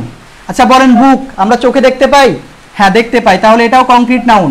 বলেন লাভ, লাভ কি চোখে দেখা যায় না, ফিল করে করে নাম দিতে হয়, তাহলে এটা কি হবে অ্যাবস্ট্রাক্ট নাউন। তারপরে দেখেন কাইন্ডনেস, দয়া, দয়া কখনো চোখে দেখছেন না, তাহলে এটাও কি বলেন অ্যাবস্ট্রাক্ট। আচ্ছা কাউ, গরু, বলেন গরু আমরা চোখে দেখি কিনা, গরু কিন্তু দেখতে পাই, তাহলে গরু কিন্তু কংক্রিট। আচ্ছা ফ্লাওয়ার, ফুল, ফুল আমরা চোখে দেখতে পাই, তাহলে ফুল কি বলেন কংক্রিট। আচ্ছা হিউম্যানিটি মানে মানবতা, আচ্ছা মানবতা কি আসলে চোখে দেখা যায়, এটা জাস্ট একটা মানুষের মানবীয় গুণাবলীর নাম, অর্থাৎ মানবতা, তাহলে এটা কিন্তু চোখে দেখা যায় না, ফিল করে করে নাম দিতে হয়, তাহলে এটাও অ্যাবস্ট্রাক্ট। আর অনেস্টি, সততা, এটাও কিন্তু চোখে দেখা যায় না, এটা একটা গুণাবলী বা গুণ, তাহলে এটাও কিন্তু অ্যাবস্ট্রাক্ট। তাহলে সহজ করে বুঝবেন, আমরা জানি কম বেশি যে নাউনগুলো চোখে দেখতে পাই সেগুলো কংক্রিট, যেগুলো দেখতে পাই না ফিল করে নাম দিতে হয় সেটা হলো অ্যাবস্ট্রাক্ট। তাহলে এখানে দেখেন হিউম্যান আমরা বি নাম্বার আগে দেখি, মানুষ তো আমরা চোখে দেখতে পাই, তারপরে হিউম্যান এটাও একই ব্যাপার, হিউম্যান এটা ডাবল রিপিট হয়েছে আর কি, তাহলে হিউম্যানিটি মানবতা এটা চোখে দেখা যায় না, তাহলে এটাই হলো অ্যাবস্ট্রাক্ট নাউন। আচ্ছা আমরা আনসার দেখে নিব, আনসার কি বলেন হিউম্যানিটি। আচ্ছা চলে যাব আমরা পরবর্তী প্রশ্নে, দেখেন 13 নম্বর প্রশ্নটা, ওপেন দ্য ডোর, এটা একটা সেন্টেন্স তাই না, open the door make it passive, অর্থাৎ প্যাসিভ ভয়েস। আচ্ছা আচ্ছা দেখেন যেহেতু ভয়েসের কথা আসলো, আমরা মাঝখানে একটা ইনফরমেশন দিয়ে রাখি, আজকে কিন্তু 7:30টায় ভয়েসের ক্লাস আছে, এবং কষ্ট হইলেও কাইন্ডলি সবাই চেষ্টা করবেন ওই ক্লাসটা দেখার, কারণ ভয়েসের এমন কিছু টেকনিক, এমন কিছু কৌশল পাবেন, দেখবেন যে আপনার কোনো প্রকার মুখস্থ ছাড়াই যে কোনো ভয়েসের আনসার করতে পারছেন। তো যাই হোক ভয়েসের ক্লাস আসলো বা ভয়েসের টপিকটা আমরা একটু দেখি। দেখেন ওপেন দ্য ডোর মানে কি দরজাটি খোলো অথবা দরজাটি খুলুন।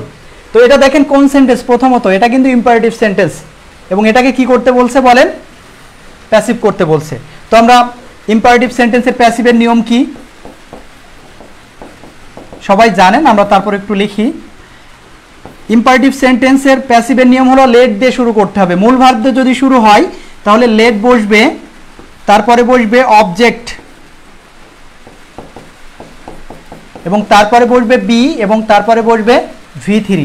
তাহলে ইম্পারেটিভ সেন্টেন্স যদি মূল ভার্ব দিয়ে শুরু হয় তাহলে রুল কি বলেন প্যাসিভ করার, প্রথমে লেট আসবে, তারপরে অবজেক্ট আসবে, তারপরে বি, তারপরে V3।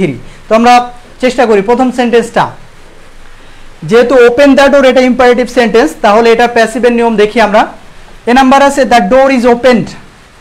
আচ্ছা এটা কি লেট দিয়ে শুরু হয়েছে না, কারণ ওপেন দ্য ডোর এটা ইম্পারেটিভ, এটা যদি প্যাসিভ করতে চাই শুরু অবশ্যই করতে হবে কি দিয়ে, লেট দিয়ে, তাহলে এটা লেট দিয়ে শুরু হয় নাই, তাহলে এটা কি হবে আনসার হবে না।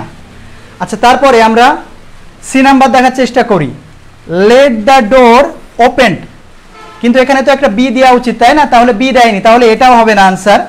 পরেরটা D number, the door is opened, তো দ্য ডোর ইজ ওপেন এটা তো দেখেন একেবারে অ্যাসার্টিভ মুডে, তাহলে এটাও আনসার হবে না। কিন্তু যে নিয়মটা আমরা দেখলাম যে ইম্পারেটিভ সেন্টেন্স যদি মূল ভার্ব দিয়ে শুরু হয় স্ট্রাকচার কি প্যাসিভের, লেট অবজেক্ট বি V3, তাহলে এই যে লেট অবজেক্ট হলো দ্য ডোর, এই হলো বি, আর এই হলো V3, তাহলে আনসার হবে কোনটা বলেন let the door be open. এবং দেখেন আসলে আমরা হয়তো একটা প্রশ্ন পাচ্ছি তাই সেটা নিয়ে বলার চেষ্টা করতেছি, কিন্তু ভয়েস আসলে টোটালি ভালো করে শিখতে গেলে তো আসলে ভয়েসের ক্লাসটা করা লাগবে, কারণ ভয়েসের অনেকগুলো রুল আছে। তো আশা করি ওই ক্লাসে থাকবেন এবং দেখবেন আপনি মোটামুটি ভয়েসের একটা সলিউশন পেয়ে যাবেন আর কি। যাই হোক আমরা এই প্রশ্নের উত্তর দেখার চেষ্টা করি। দেখেন 13 নাম্বার কোনটা বলেন বি নাম্বার। আচ্ছা এবং এটা আপনারা নিজেরাও পারেন। আমরা চলে যাব পরবর্তী প্রশ্নে 14 নাম্বার। আচ্ছা দেখেন have you ever been dash Dhaka, have you ever been, দেখেন অনেকের এই সেন্টেন্সটা মুখস্থই আছে যে আসলে বিনের পরে কি বসে তাই না, তো এখানে আসলে কি বলবে have you ever been at Dhaka নাকি টু ঢাকা নাকি ইন ঢাকা নাকি অন ঢাকা তাই না। আচ্ছা তো একটু মনোযোগ দিয়ে শুনবেন। দেখেন বিন টু বিন টু মানে কোনো স্থানে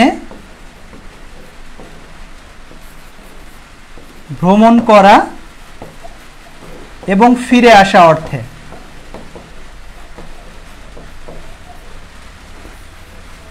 একটু দেখবেন বিন টু মানে কি বলেন, কোনো একটা জায়গায় আপনি ভ্রমণ করলেন এবং সেখান থেকে ফেরত আসবেন, সেটাই হলো বিন টু। তাহলে বলেন have you ever been to Dhaka যদি দিই, তাহলে এটার অর্থ হচ্ছে কি, আপনি কি কখনো ঢাকায় ভ্রমণ করছেন? তো ঢাকায় তো আর থাকতে যাননি, আপনি ভ্রমণ করছেন কিনা এটা জিজ্ঞেস করছে, এবং বিনের পরে যদি টু বসান তাহলে অর্থটা এটাই দাঁড়াবে যে আপনি কখনো ঢাকায় ভ্রমণ করছেন কিনা বা ঢাকায় গিয়েছেন কিনা। তো ঢাকায় যাবেন সেটা ভ্রমণ অর্থেই। তাহলে আমরা অর্থটার দিকে খেয়াল করব। বিন টু মানে কি বলেন, কোথাও ভ্রমণ করা, তাহলে বিন অ্যাট না, বিন ইন এটা হবে না, বিন অন না। তাহলে have you ever been to Dhaka মানে কি, আপনি কখনো কি ঢাকায় ভ্রমণ করছেন। আচ্ছা, এখন আমরা যদি কখনো বলি যে আপনি কি কখনো কক্সবাজার ভ্রমণ করছেন, তাহলে কি হবে বলেন, কাইন্ডলি লিখবেন তো একটু। Have you ever been to Dhaka, এটার অর্থ হলো আপনি কি কখনো ঢাকায় ভ্রমণ করছেন, তাই না? প্রশ্ন করলাম, এখন আমি আপনাকে বললাম, তাহলে এটার অর্থ কি, have you ever been to Dhaka. তাহলে কাইন্ডলি একটু লিখবেন যে আপনি কি কখনো কক্সবাজার ভ্রমণ করছেন, এটা একটু কাইন্ডলি লিখবেন তো, সবাই লেখেন, কমেন্টে জানান।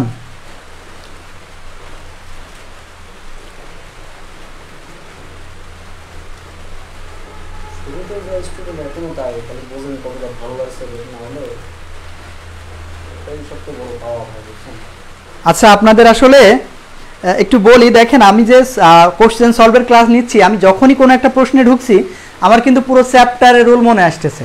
এখন মনে হচ্ছে আমি করব কি, পুরোটা শেখাবো নাকি শুধু ওই প্রশ্নটাই সলভ করব। তো এই জন্য হয়তো আমরা আসলে আনুষঙ্গিক কথা বলে ফেলতেছি, শুধু প্রশ্নের উত্তর নিয়ে কথা বললে খুব বেশি কথা বলা লাগে না, বুঝছেন? তো যাই হোক, এখনও কিন্তু লেখেন নাই, কাইন্ডলি লিখবেন have you ever been to Cox's Bazar. Thank you so much. এই তো আপনারা বুঝছেন। আচ্ছা, তাহলে আমরা উত্তর দেখার চেষ্টা করি যে আসলে উত্তর কোনটা। তো সবাই জানেন have you ever been to Dhaka, অর্থাৎ 14 নম্বরের উত্তর হবে বি নাম্বার, অর্থাৎ টু। আচ্ছা, আমরা চলে যাব পরবর্তী প্রশ্নে, 15 নাম্বার। আচ্ছা দেখেন, বাংলাদেশ ওয়াজ ইন 1971, অর্থাৎ আমরা যদি স্বাভাবিকভাবে মিনিং করি, দেখেন বাংলাদেশ ওয়াজ, বাংলাদেশ ছিল ইন 1971, 1971 সালে, মাঝে কিছু একটা বসবে, তাই না? এখন কি বসবে? আচ্ছা, আমরা আগে অপশনগুলো মিলাই তারপরে রুলে যাব। দেখেন, যদি বলি Bangladesh was liberation, Bangladesh was liberation in 1971, কখনো কি দেখছেন এরকম বি ভার্বের পরে নাউন বসতে? কখনোই না। তাহলে ভার্ব কোথায়? তাহলে লিবারেশন বসবে না। আচ্ছা, আবার যদি বি নাম্বার দিই যে বাংলাদেশ ওয়াজ লিবারেটেড, তাহলে অর্থ দাঁড়ায় বাংলাদেশ স্বাধীন হয়েছিল ইন 1971, তাহলে এটা কিন্তু প্যাসিভ হয়ে যাচ্ছে। তো একটা জিনিস খেয়াল করেন, বাংলাদেশ আসলে প্যাসিভ ভয়েস কাকে বলে? যখন কোনো কর্তা বা কোনো অবজেক্ট নিজে নিজে কিছু করতে পারে না, অন্যের দ্বারা হয়, তখন কিন্তু সেটা প্যাসিভ হয়। এখন একটু খেয়াল করবেন, বাংলাদেশ কি নিজে নিজে স্বাধীন হয়েছিল নাকি কারোর দ্বারা হয়েছিল? অবশ্যই কারোর দ্বারা। তাহলে কারোর দ্বারা হইলে সেটা কিন্তু কি থাকে না, অ্যাক্টিভ থাকে না, প্যাসিভ হয়ে যায়। এবং প্যাসিভ ভয়েসের বৈশিষ্ট্য কি আপনারা সবাই জানেন। প্যাসিভ ভয়েসের বৈশিষ্ট্য হলো একটা বি ভার্ব থাকবে এবং অবশ্যই কি থাকবে, একটা ভি থ্রি। তাহলে ওয়াজ হলো একটা বি ভার্ব এবং লিবারেটেড কিন্তু কি বলেন, এটা ভি থ্রি। তাহলে এই উত্তরটা কিন্তু নেওয়া যায়। আমরা পরেরটা দেখার চেষ্টা করি, সি নাম্বার। দেখেন, বাংলাদেশ ওয়াজ লিবারেট ইন 1971, দেখেন লিবারেট মানে স্বাধীন হওয়া বা করা। তো ওয়াজ বি ভার্ব, বি ভার্বের পরে কখনোই ভি ওয়ান বসে?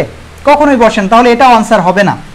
তারপরে দেখেন, বাংলাদেশ ওয়াজ লিবারেটিং ইন 1971, বাংলাদেশ 1971 সালে স্বাধীন করছিল, মানে চলছিল, রানিং ছিল, এমন তো না বাংলাদেশ নিজে স্বাধীন করতে পারে, তাহলে এটাও হবে না। তাহলে আনসার হবে কোনটা, আমরা একটু দেখি। দেখেন, দুইটা সেন্টেন্স দেখেন, আপনি বুঝতে পারবেন।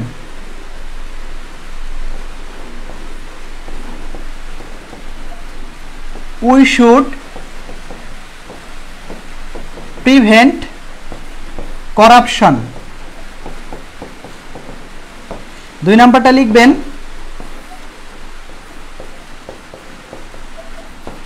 Corruption should prevent. আচ্ছা, একটা জিনিস দেখেন, আমরা কোন সেন্টেন্স কখন অ্যাক্টিভ করব কখন প্যাসিভ করব, একটু সহজ কথায় বলি। দেখেন, আপনি যদি কোনো বাক্যে দেখেন শুরুতে সাবজেক্ট আছে এবং যে সাবজেক্টটা আছে তার ওই কাজটা করার ক্ষমতা আছে, তাইলে ওটা হবে অ্যাক্টিভ। আমি আবারও রিপিট করি, দেখেন এই বাক্যের শুরুতে আছে উই শুড প্রিভেন্ট কারাপশন, এই বাক্যের শুরুতে আছে উই।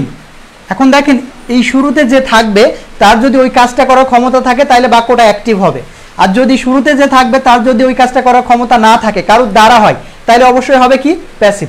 তাহলে বলেন উই শুড প্রিভেন্ট কারাপশন, আমাদের দুর্নীতি দমন করা উচিত বা প্রতিরোধ করা। তো আমাদের কি দুর্নীতি প্রতিরোধ করার ক্ষমতা আছে না? তাহলে এটা হবে অ্যাক্টিভ। ঠিক আছে, উই শুড প্রিভেন্ট কারাপশন। পরেরটা দেখেন কারাপশন শুড প্রিভেন্ট, দুর্নীতি দমন করা উচিত বা প্রতিরোধ করা। এখন বলেন তো এই দুর্নীতির কি ক্ষমতা আছে নিজে নিজে প্রতিরোধ করা? না। তাহলে এটা কি হবে প্যাসিভ। আর প্যাসিভ হতে গেলে কি লাগে বলেন? একটা বি ভার্ব প্লাস V3। তাহলে এটা কি হবে বলেন? কারাপশন শুড আছে আমরা নিলাম সেটা, তাহলে কারাপশন শুড প্রিভেন্ট হবে না, কি হবে বলেন? বি প্রিভেন্টেড, V3 করে দিবেন, বি প্রিভেন্টেড। তাহলে দেখেন দুর্নীতি দমন করা উচিত বা প্রতিরোধ করা উচিত, তাহলে এটা কিন্তু হয়েছে প্যাসিভ। তাহলে এই সেন্টেন্সটা ঠিক একটু খেয়াল করেন তো, বাংলাদেশ ওয়াজ ইন 1971, বাংলাদেশ কি 1971 সালে নিজে নিজে স্বাধীন হয়েছিল? না, অবশ্যই কারোর দ্বারা হয়েছিল, তাহলে এটা প্যাসিভ। আর প্যাসিভ যদি হয় তাহলে বি ভার্বের পরে কি বসবে বলেন? V3। এখন বলেন এখানে যে লিবারেশন বসাবেন এটা কি V3? না, এটা V3 না। তারপরে বলেন সি নাম্বার, এটা লিবারেট, এটা কি V3? না, এটা না।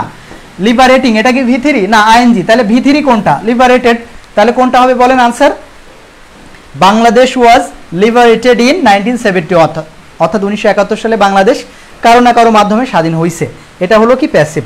তো আমরা উত্তর দেখার চেষ্টা করি, কোনটা বলেন? বি নাম্বার আনসার, অর্থাৎ লিবারেটেড। আচ্ছা, আমরা চলে যাব পরবর্তী প্রশ্নে, এবং এটা বোধহয় সর্বশেষ কোশ্চেন সলভ ক্লাসের।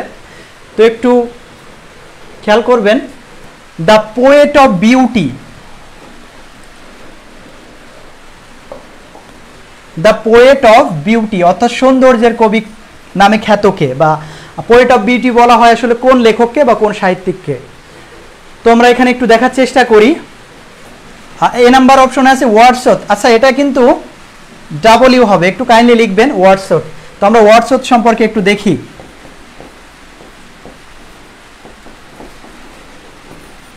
আচ্ছা, ওয়ার্ডসওয়ার্থ হলো একজন বিখ্যাত সাহিত্যিক বা লেখক বলতে পারেন, অর্থাৎ কবি। ওয়ার্ডসওয়ার্থ হলো ইংরেজি সাহিত্যের একজন বিখ্যাত কবি, এবং ইনাকে বলা হয় মূলত ফাউন্ডার অফ রোমান্টিসিজম। কিসের বলেন?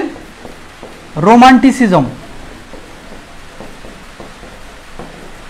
আচ্ছা, কাকে কোন কবি বলা হয়? দেখেন এই যে ওয়ার্ডসওয়ার্থ কিন্তু স্যামুয়েল টেইলর কোলারিজের একজন সহযোগী লেখক ছিল, এবং এনারা মেইনলি লেখালেখি করতো ব্যালাড নিয়ে। কি নিয়ে বলেন? ব্যালাড বা গীতি কবিতা নিয়ে। তো যাই হোক, আমরা ওয়ার্ডসওয়ার্থের ব্যক্তিগত পরিচয় বলি। ওয়ার্ডসওয়ার্থকে বলা হয় মূলত কি? রোমান্টিসিজমের কবি। কিসের কবি বলেন? রোমান্টিক পোয়েট বা রোমান্টিসিজমের কবি।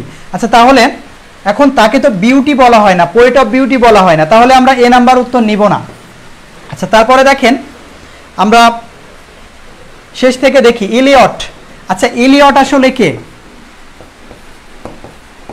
ইলিয়ট মানে কিন্তু টি.এস. ইলিয়ট। তো টি.এস. ইলিয়টের পূর্ণ রূপ কি বলেন? THOMAS, Thomas Stearns Elliot.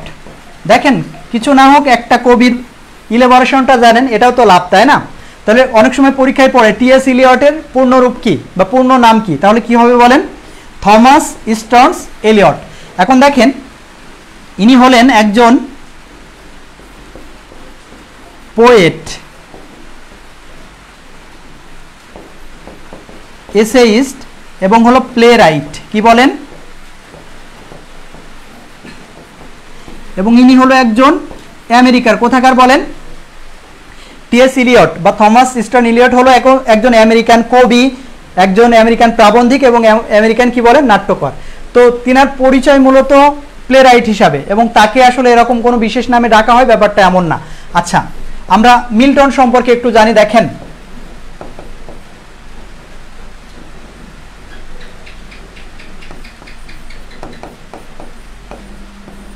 আচ্ছা, মিল্টনকে বলা হয় কিন্তু মহাকবি। কি বলেন? মহাকবি, এবং তিনি ইংরেজি সাহিত্যের মহাকবি। তো তিনি মোটামুটি লেখালেখি করছেন কি নিয়ে বলেন? এপিক নিয়ে, এবং তার একটা বিখ্যাত এপিক প্যারাডাইস লস্ট। কি বলেন? Paradise lost. দেখেন এই সাহিত্যিক সম্পর্কে যে প্রশ্নগুলো পড়ে আমি কিন্তু সেগুলোই বলার চেষ্টা করছি। দেখেন উইলিয়াম ওয়ার্ডসওয়ার্থ সম্পর্কে যখন প্রশ্ন আসবে তখন দুই ধরনের প্রশ্ন আসে, উনি কোন ধরনের সাহিত্যিক, কোন তার বৈশিষ্ট্যটা কেমন, তাহলে উনি হলেন কি রোমান্টিক পোয়েট। তারপরে যদি বলি টি.এস. এলিয়টের, এখান থেকে প্রশ্ন আসে যে টি.এস. এলিয়টের পূর্ণরূপ কি, সেটা লিখে দিলাম থমাস স্টোনস এলিয়ট, এবং তার পরিচয়টাও লিখে দিলাম, তিনি একজন আমেরিকান পোয়েট, এসেইস্ট এবং প্লেরাইট, এর বাইরে সাধারণত আসে না। এবং মিল্টন সম্পর্কে যখন প্রশ্ন আসবে, মিল্টন হলো কি একজন বলেন, তার লেখালেখি কি এপিক নিয়ে, মহাকাব্য, এবং তাহলে যে মহাকাব্য লেখে তাকে আমরা কি বলি বলেন, মহাকবি। তাহলে মিল্টন হলো ইংরেজি সাহিত্যের একজন মহাকবি, এবং তার যে বিখ্যাত মহাকাব্য নাম হলো কি প্যারাডাইস লস্ট। তাহলে এর বাইরে সাধারণত প্রশ্ন আসে না। তাহলে তার পরিচয় হলো মহাকবি, পোয়েট অফ বিউটি না, তাহলে মিল্টনও হবে না। এবং জন কিটসকে বলা হয় কি জানেন, পোয়েট অফ বিউটি। এক কথায় মুখস্থ করা বলা যায়, যেমন শেক্সপিয়ার ইংরেজি সাহিত্যের জাতীয়, মানে ইংল্যান্ডের জাতীয় কবি, ট্র্যাজেডির জনক, কমেডির জনক, অর্থাৎ এক একজনের এক একটা বিশেষ বিশেষ পরিচয়। তো এখানে আমরা সবগুলো সাহিত্যিকদের পরিচয় বললাম। ওয়ার্ডসওয়ার্থ রোমান্টিসিজমের কবি, জন কিটস হলো কি সৌন্দর্যের কবি, পোয়েট অফ বিউটি, মিল্টন হলো মহাকবি, আর এলিয়ট হলো কি বলেন আমেরিকান একজন বিখ্যাত কবি, সাহিত্যিক বা বলতে পারেন নাট্যকার। যাই হোক, আমরা উত্তর দেখার চেষ্টা করি আসলে আনসার কোনটা হবে। যে দ্য পোয়েট অফ বিউটি বলা হয় কাকে, দ্য পোয়েট অফ বিউটি বলা হয় জন কিটসকে। তো আজকে আমাদের সলিউশন ক্লাস এখানেই শেষ হইল। আশা করি ক্লাস কম বেশি যা বোঝালাম আপনারা বুঝছেন, এবং আপনারা চেষ্টা করছি আমি সবগুলো একটু ব্যাখ্যা করার। আশা করি নেক্সট ক্লাসগুলোতে আমি আরও একটু ব্যাখ্যা করে যে টপিকগুলো পাই ক্লাস নেওয়ার চেষ্টা করব। ততদিনে ভালো থাকবেন, সুস্থ থাকবেন, এবং আশা করি সাথেই থাকবেন। এবং আপনাদের আসলে এই যে ধৈর্য সাথে থাকে, এগুলোতে আমরা আসলে মুগ্ধ। তো এই যে ইন্টেগ্রিটি, এই যে ডেডিকেশন, এই যে সিনসিয়ারিটি, আল্লাহ অবশ্যই এর একটা ভালো প্রতিদান দিবেন আশা করি। তো সবার জন্য দোয়া রইল, ভালো থাকবেন সবাই। আসসালামু আলাইকুম। প্রিয় ভাই বোন, আসলে আমি একটা জিনিস খেয়াল করছিলাম যে বিকালবেলা ক্লাস নিয়েও আমি খুবই খেয়াল করলাম, আপনারা সেই শুরু থেকে 85-90 জন ভাই বোনেরা শুরু থেকে ছিলেন, এবং পরিশেষে যখন আমরা ক্লাসটা 1 ঘন্টা পার হয়েছে তখনও আপনারা এই কয়জনই আছেন। একটা কথাই বলবো প্রিয় ভাই বোন, আমি আবারও বলছি, একটা কথাই বলবো, কোনো টেকনিক না শিখে যে কোনো জিনিস একটু বিস্তারিত শেখার চেষ্টা করেন। বিস্তারিত শিখলে এই জিনিসটা কখনো ক্ষতি হবে না, অনেক বেশি লাভবান হবেন। আর বিভিন্ন জায়গায় বিভিন্নভাবে ক্লাসগুলো না করে যেখানেই ক্লাস করেন না কেন সেটা শুরু থেকে শেষ পর্যন্ত করার চেষ্টা করবেন, এটাই আমার বিনীত অনুরোধ থাকলো। যাই হোক, আমি যে এই যে মহান আল্লাহ তাআলার অশেষ রহমতে একজন ভালো শিক্ষককে আপনাদের সামনে আনতে পেরেছি, এজন্য আসলে আমার নিজের কাছে অনেক ভালো লাগে। আমি নিজেও প্রতিনিয়ত শিখতেছি, কারণ শিখতে ভালো লাগে, বুঝতে পারছেন? তো যাই হোক প্রিয় ভাই বোন, প্রথমে একটু বলে রাখি, আমাদের ইতিমধ্যে আমাদের রিটেন ব্যাচে একটু বলি, আমাদের কিন্তু আজকে রিটেন ব্যাচের ক্লাস হচ্ছে 7টা 30 মিনিট। আবার বলছি 7টা 30-এ রিটেন ব্যাচের ক্লাস আছে, যেটা 499 টাকার ব্যাচ আমাদের ছিল। এত ভাই বোন যে ভর্তি হবেন আসলে আমার মানে জানার বাইরে ছিল, যে এত পরিমাণে ভাই বোন আপনারা যে আমার উপরে বিশ্বাস রেখেছেন এবং আমাদের শিক্ষকদের উপরে বিশ্বাস রেখেছেন, এটা অনেক বড় বিষয়। 8টা 30 মিনিট আমাদের নিবন্ধন ব্যাচের ক্লাস, এবং এখানেও প্রায় আমরা 500+ ভাই বোনেরা আমরা যুক্ত হতে পেরেছি আলহামদুলিল্লাহ। যারা এখনো ভর্তি হননি ভাই, ইংরেজি যে ক্লাসগুলো দেখতেছেন, ইংরেজি, ম্যাথ, বাংলা, জিকে, আমরা সুপার লেভেলের টিচার নিয়ে কিন্তু এখন আগাচ্ছি। কোনো শর্টকাটের উপরে আমরা নির্ভরশীল না, আমরা ডিটেলস শিখবো। যদি চাকরি পেতে ইচ্ছা করে টেকনিক বাদ দিয়ে যথাসম্ভব চেষ্টা করেন বিস্তারিত শেখার জন্য। যাই হোক, অনেকক্ষণ ক্লাস করলেন, আমি আবারও না, প্রতিদিন ফ্রি ক্লাস দেওয়া সম্ভব না ভাই, মাফ করেন, এটা কখনোই সম্ভব না। কারণ একজন টিচারের সময়ের মূল্য আছে, অনেক বেশি সময়ের মূল্য আছে। তাকে একটা ক্লাসের জন্য মানে আমি অনুরোধ করেছিলাম সপ্তাহে আপনি একদিন সময় দিবেন, সেই সময়টা তার কাছ থেকে আমি পাচ্ছি, এটাই বড় জিনিস, শুকরিয়া আদায় করেন। আর আমাদের পেইড ব্যাচে উনি ক্লাস নিচ্ছে মাত্র একটা করে সপ্তাহে, তার মানে ফ্রি ক্লাস প্রতিদিন চাইলেও সম্ভব না, কারণ আমাদের ব্যস্ততা অনেক বেশি, বুঝতে পারছেন? আমাদের ব্যস্ততা চরম লেভেলের বেশি। আপনারা হয়তো ভাবেন আমরা খুবই ফ্রি থাকি, কিন্তু আসলে কিন্তু সেরকম কিছু নয়। তো যাই হোক, 7 দিনই আপনাদের জন্য জব সলিউশন ফ্রি ক্লাস হচ্ছে। ম্যাথ হচ্ছে 2 দিন, ইংরেজি হচ্ছে 1 দিন, বাংলা হচ্ছে 2 দিন, জিকে হচ্ছে 2 দিন, 7 দিন ক্লাস হচ্ছে। আর কি দরকার হয় বলেন? এটা ছিল মূল বিষয়। তো আপনারা হচ্ছে না আর বাকিগুলো উন্মুক্ত ক্লাস হবে না ভাই, মাফ করবেন, এটা সম্ভবও না। এটা আমাদের পেইড ব্যাচের ক্লাস, এটা পেইড ব্যাচের ক্লাস। আপনারা শুধু জব সলিউশন ক্লাসটা আপনারা পাবেন হচ্ছে ওপেনলি। যেমন আজকে প্রাইমারি প্রশ্ন সলভ হয়েছে, আগামী দিন প্রাইমারি প্রশ্ন আরেকটা প্রশ্ন সলভ হবে। আর বেসিক ক্লাস থেকে অ্যাডভান্স পর্যন্ত শিখতে গেলে অবশ্যই আমাদের যে পেইড ব্যাচ, এখন 2টা রানিং ব্যাচ আছে, এবং যে 2টি ব্যাচে মুমিনুস স্যারকে আপনারা পাবেন ক্লাসে, তো একটা হচ্ছে রিটেন ব্যাচ আর একটা হচ্ছে নিবন্ধন ব্যাচ, এবং জিরো থেকেই শেখাচ্ছেন উনি, এর থেকে আর জিরো থেকে শেখানোর সুযোগ নাই। তো আজকে এ পর্যন্তই। তো ঠিক আছে, অনলাইনে একমাত্র মারুফ স্যার পড়ার বাইরে কথা বলে সময় নষ্ট করেন না। হ্যাঁ, যথাসম্ভব চেষ্টা করি ভাই, শুধু আমি না, আমরা যথাসম্ভব চেষ্টা করি যে আমরা ফাও সময় ব্যয় করব না। 1 ঘন্টার মধ্যে 2-3 মিনিট আমরা কথা বলবো। এই 2-3 মিনিট ভাই একটা জিনিস দেখেন, আমরা একটা প্রতিষ্ঠান চালাই, আপনাদের কাছে একটা সহজ কথা বলি, আজকের এই যে স্লাইডটা বানানো হয়েছে না, এই স্লাইডের জন্য কি কেউ আমাকে পেমেন্ট করছেন? করেনি, এটা তো ফ্রি ক্লাস ছিল। এই স্লাইডটা বানানোর জন্য আমার খরচ হয়েছে 80 টাকা, একদম সত্যি কথা বলছি, 80 টাকা খরচ হয়েছে। তাই এই যে টাকাগুলো এখন আমি যদি বিজ্ঞাপন না দিই, তাহলে এই টাকাটা আসলে উঠবে কিভাবে? এটাই তো আমাদের রিজিক, বুঝতে পারছেন? তাহলে এই রিজিকটা তোলার জন্য অবশ্যই আমাদের এই যে 1 ঘন্টা ক্লাসের মধ্যে অন্তত 3 থেকে 4 মিনিট একটু কথা না বললে আসলে আমরাও তো পেরে দিতে হবে। একটা বড় প্রতিষ্ঠান চালাচ্ছি, তো সেক্ষেত্রে অনলাইন অফলাইন খরচ আছে ভাই, প্রচুর খরচ। মানে আপনারা হয়তো ভাবেন কি, আপনারা গুণ করেন, কেমন গুণ করেন যে 499 টাকায় ভর্তি হয়েছে 300 স্টুডেন্ট, আরে ভাই তো একদম 1.5 লাখ টাকা ইনকাম করে ফেলছে। কিন্তু কেউ চিন্তা করেন না যে এই যে 1.5 লাখ টাকার পিছনে কতটা খরচ আছে। এটা যদি আমরা চিন্তা করতাম তাহলে আর কথা বলতাম না, বুঝতে পেরেছেন? এই হচ্ছে বিষয়। যাই হোক, আর কথা না বলি, প্রিয় ভাই বোন সবাই ভালো থাকবেন। আমাদের পরবর্তী যে 2টি পেইড ব্যাচে ক্লাস রয়েছে, সবাই পেইড ব্যাচে চলে আসবেন যে গ্রুপে রয়েছেন। আর ফ্রি ক্লাস আমাদের আগামীকালকে ফ্রি ক্লাস আছে, এবং আগামী দিন হচ্ছে আমাদের ক্লাসগুলো, আবার আমাদের এই ক্লাসগুলো হবে। সবাই ভালো থাকবেন এ পর্যন্ত। জি ভাই, কোন কথা আছে? আচ্ছা, তাহলে সবাই ভালো থাকবেন, আজকে এ পর্যন্তই। আল্লাহ হাফেজ, আসসালামু আলাইকুম রহমতুল্লাহ।